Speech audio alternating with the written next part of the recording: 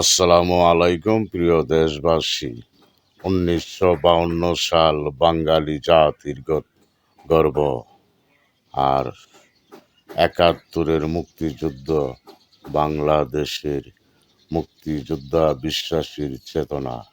সেই মুক্তিযুদ্ধের রাষ্ট্রের মধ্যে যার যেমনি খুশি তেমনি রাষ্ট্র পরিচালনা করতে চায়, তা বাংলা ও দেশের জনগণ তা হতে দিবে না।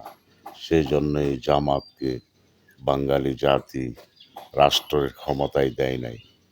তারা মনে করেছিল তারা যদি ক্ষমতায় যেতে পারে তাহলে এই দেশ থেকে আওয়ামী লীগ বিএনপি সব নির্মূল করে দিতে, আর মাজার তারা ভেঙে গুঁড়ে সব কিছু ধ্বংস করে দিত। এই সময়ে তারা এই বাংলাদেশে আল্লাহর অলিগণের ইসলাম তাদের কাছে পছন্দ না, আর ৭১-এর চেতনা তাদের ভালো লাগে না। তাই তো ৫২-এর ভাষা আন্দোলন, ২১শে ফেব্রুয়ারির মধ্যে ওরা অনেক কিছু বলেছে। এই যে ওদের নেতা আবু আলা মতিদিরকে সালাম জানিয়েছে ভাষা আন্দোলনের দিনে, এসব করেছে। আরও অনেক কিছু করতেছে তারা। কিসের বলে ইনকলাব জিন্দাবাদ এসব স্লোগান দেয় বাংলার দেশে। বিভিন্ন ধরনের মত সৃষ্টি করে অনেক মানুষকে হত্যা করেছে, কবর থেকে লাশ উঠিয়ে পুড়িয়ে দিয়েছে। এক মুক্তিযোদ্ধার কবরে আগুন দিয়েছে, সে ১৫ বছর আগে মারা গিয়েছে, সেই কবরে আগুন দিয়েছে।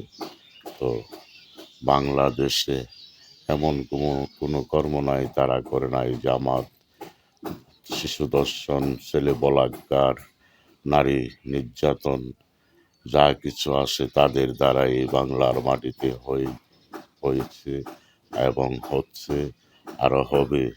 তাই বাংলাদেশের মুক্তিযোদ্ধা বিশ্বাসী সকল জনগণ এই জামাতকে নিষিদ্ধ করার স্লোগান ধরুন।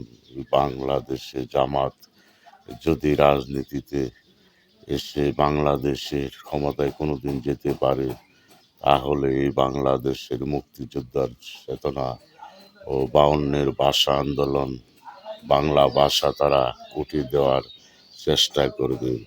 তারা সেই চেষ্টা যেন সফল হতে না পারে, সেই জন্য বাঙালি জাতি সকল মানুষ